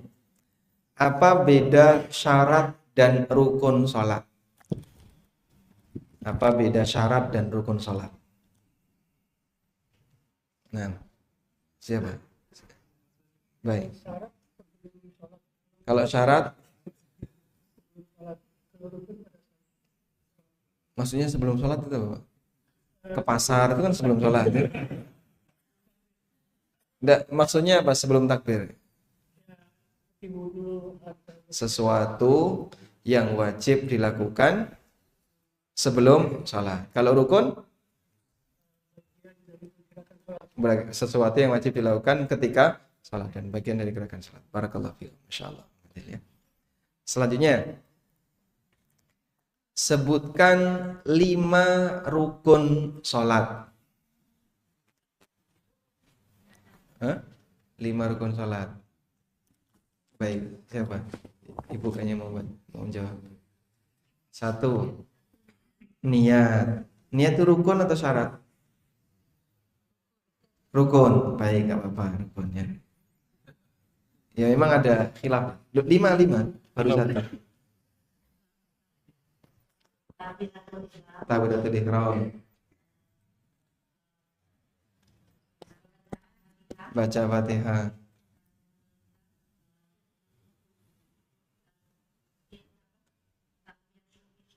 Bukan rukun. Ruku.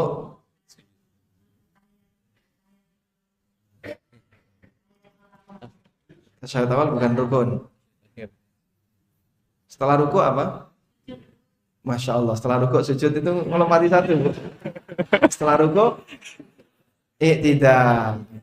Ibu tinggal sebutkan saja gerakan-gerakan sholat itu semuanya rukun ya. Gerakan-gerakan itu rukun. Contohnya apa tadi?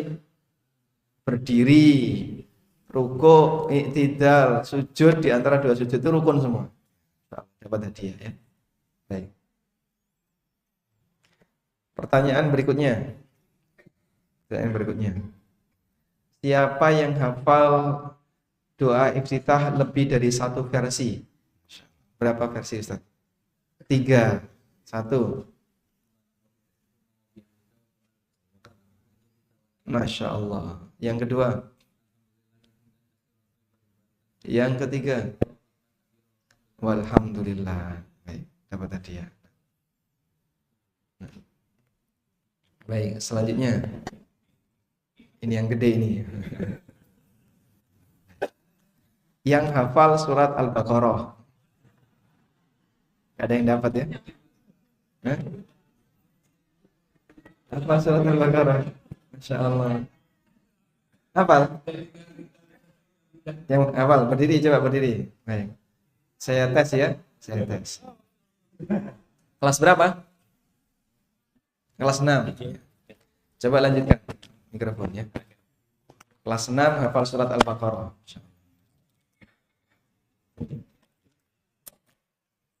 Lanjutkan ayat berikut.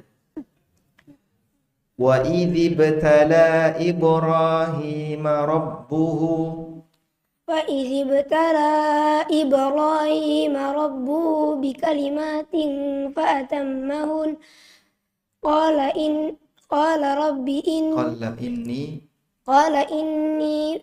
ja'iluka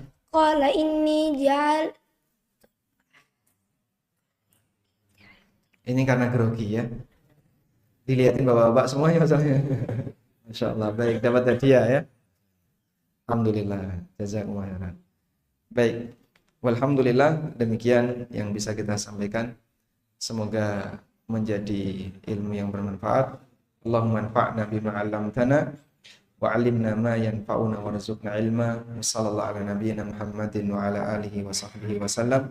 Wa akhiru da'wana alhamdulillahi rabbil alamin. Wassalamualaikum warahmatullahi wabarakatuh.